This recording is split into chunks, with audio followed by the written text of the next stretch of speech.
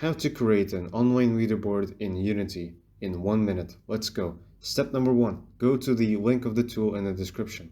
Step 2. Press Create New Leaderboard. Step 3. Copy and save the secret key of your leaderboard somewhere else in your system. Step 4. Copy the public key of your leaderboard. Step 5. Download the Unity package of the tool and drag it into your Unity project. Step 6. Create a new script and use the Get Leaderboard function to download your leaderboard data, and use the Upload New Entry function to upload a new entry to your leaderboard. Step 7. Add your created script as a component to a game object and assign all the references to the fields of your script in the scene. The Unity package includes a demo scene which shows you how to set up a leaderboard. Feel free to look into it.